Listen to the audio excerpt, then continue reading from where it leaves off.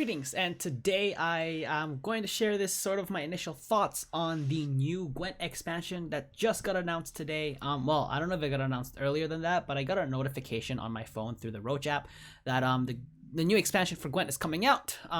Iron Judgement, RADOVID is finally coming back. I'm actually very excited for that. I've been wanting him to come back for a while, but I just haven't really been sort of sharing my thoughts. Just because I feel like outside of like recording videos and such, I feel like I'm a pretty quiet guy. That's pretty ironic actually, considering that I want to make videos and content, but outside of the webcam world, I'm a pretty quiet guy. Anyway, so I was looking at it today while I was at school. I had a part-time class, which was pretty easy, so I had sort of time to sort of look at the new expansion. At the same time, watch the Challengers 2 over the weekend, which is great. Pretty sick gameplay actually that happened. I'm pretty inspired to make more decks, somewhat similar to kind of what's been played. Lots of Portal play for sure.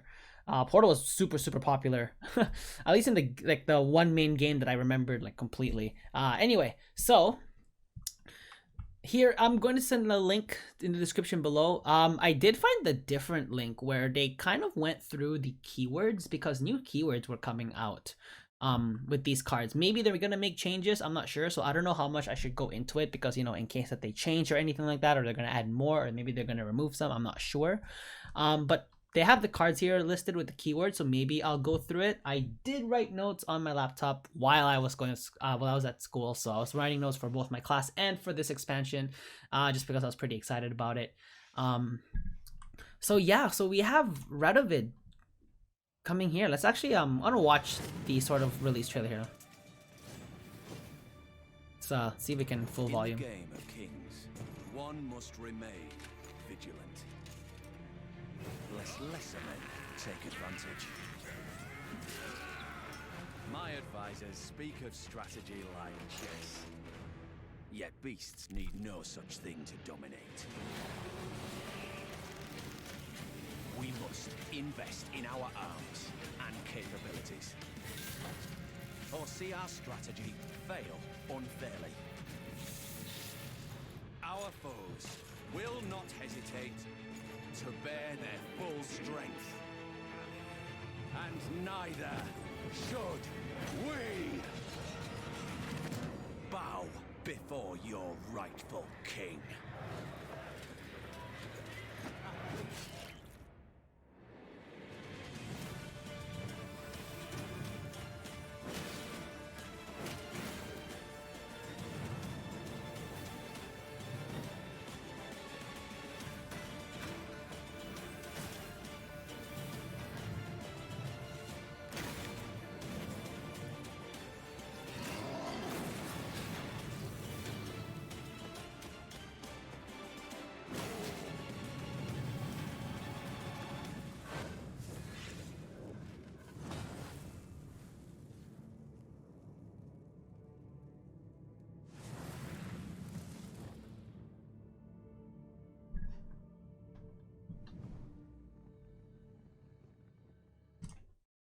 Nice. So that was a very cool cinematic trailer to the new expansion. I was really happy with how they sort of portrayed RADOVID and the return of the armor mechanic, which is pretty great. When I saw the expansion trailer during class, it doesn't seem like they changed the keyword, so maybe I'll just sort of go through what each one sort of does in a little bit more detail. First of all, I like that Knickers is here. I kind of regret not picking him up in Thronebreaker. Kind of regret it. I chose to let him go. It was my mistake. Anyway, so armor is finally coming back, and I'm actually pretty excited for that, because I remember before before the Gwent Homecoming even came out, I remember armor decks were pretty good in the Northern Realms. So I'm gonna assume that RADOVID is going to be a Northern Realms leader. I'm not quite sure. He's probably going to be, because that is who he is. But I kind of want to go through some of the cards that they have released here. So they've released 5 cards so far, which is okay, because they kind of go through sort of all the mechanics that are going to be revolving around armor. So obviously, other than the armor, which is, as you guys already know, it's going to add sort of protection to your units. It doesn't count towards score and health. It's just more to sort of protect them from damage. Now, some of these different keywords that are coming out to actually like support those armor cards Some of these were pretty interesting, I thought. So I kind of want to go through sort of the mechanics for this. So the first mechanic we have here actually is Defender. So this Cave Troll card is a set, and I think when I saw the trailer, it had 5 armor. So I think this card's going to have armor.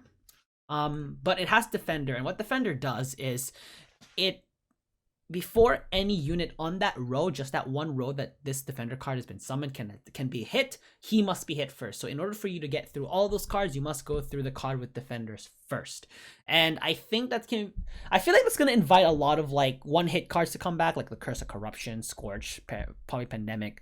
Probably not Pandemic as much, but like, you know, Gigni, you know, stuff like that. I feel like they're going to want to build decks that sort of try and counter Defenders, because I feel like these are going to be a bit more popular because they obviously want to protect their engines. So, for example, Cave Troll here is a monster card, it seems. And I can already see it sort of being defending those Vran Warriors, defending those you know, those engine cards in the monsters deck, like the Thrive. I feel like Thrive could be a good one that it could be protecting as well. So any engine cards, honestly, that can protect, like Slizzards, it could also be used to protect Slizzards. Obviously, they're not immune.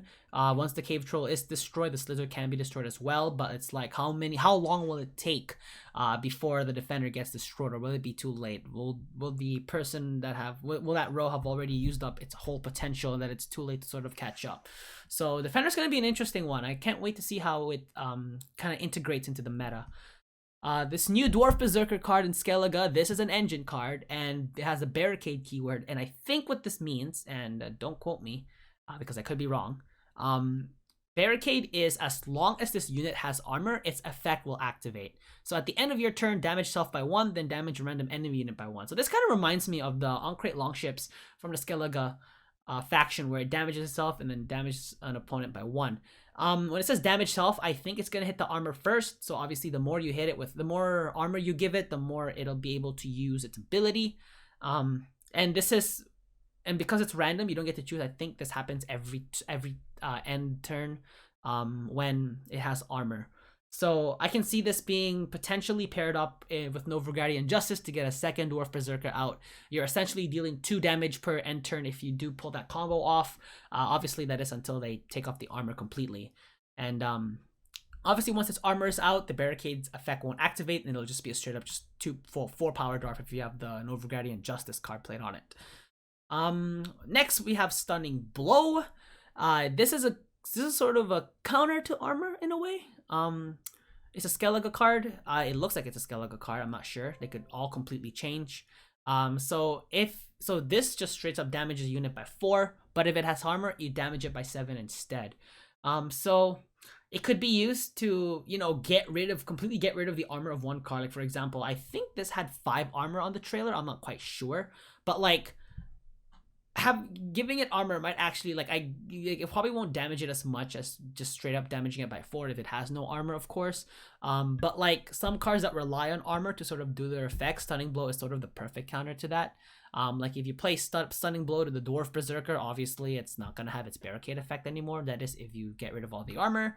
But 7 armor technically is a lot. Like, that's a lot of armor. I'm not quite sure what support cards, like how much armor they're going to be giving. But if they're not going to be giving that much, then Stunning Blow could end up being a pretty powerful card. I can see this being maybe a 5 provision or 6 provision cost. I think 5 provision. Because even though it's damaging a unit, it can be a 4 damage provision. I feel like that's a bit too strong. The next card we have is Greater Brothers. This one has the, I almost said Insanity. I was like, we all know what Insanity does. It has the Expose keyword. I think this is going to be a Syndicate deck just simply because of the Insanity effect and the fee, which means there's only one faction that uses coin, and it's going to be Syndicate. So essentially, this card is you gain 2 armor by either paying 2 coins or 2 health, but if all that armor is destroyed, this card is just completely gone. This sort of reminds me of that Firesworn card where it's like it's deal damage by, like, I don't know, it's like a super power. Hold on, I gotta sneeze. Oh gosh, excuse me. So with Greater Brothers, I think this card has, I hope it has armor on its own, because if it only has 2 armor preventing itself from being destroyed, then that's going to be a bit too weak because it's going to be a bit too easy to remove.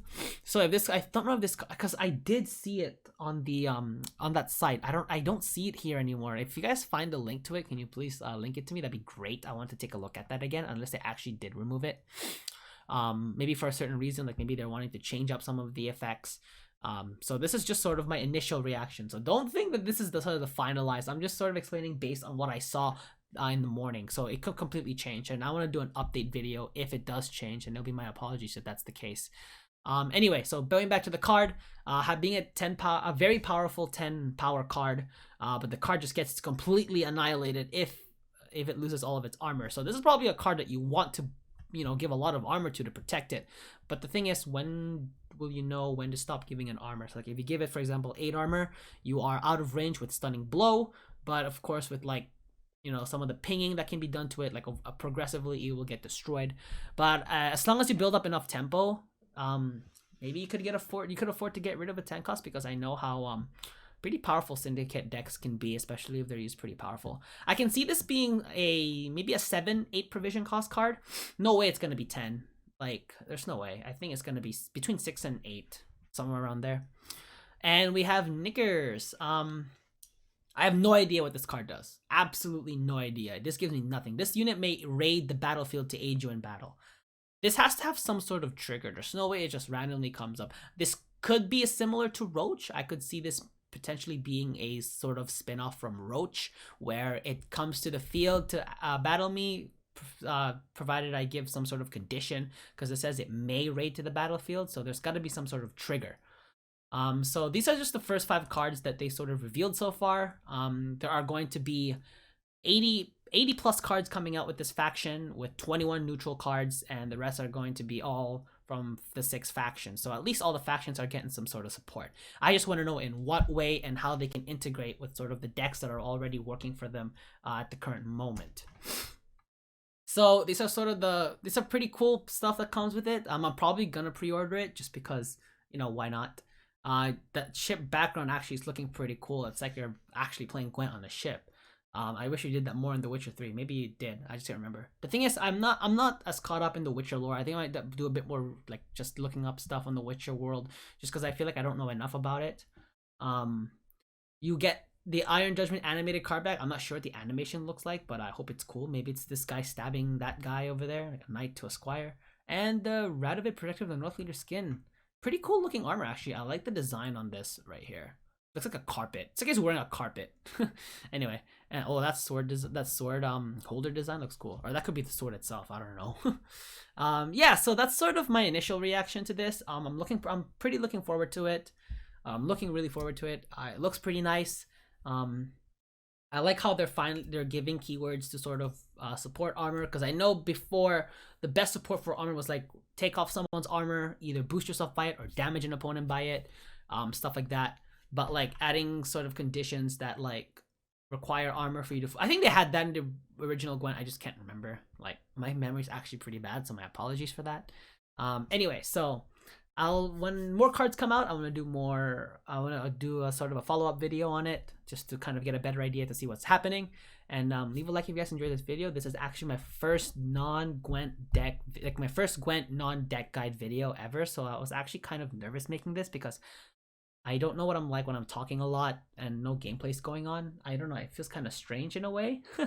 I'm not sure. Let me know what you guys think of the expansion, or if there's misinformation I said, definitely call me out on it. My apologies.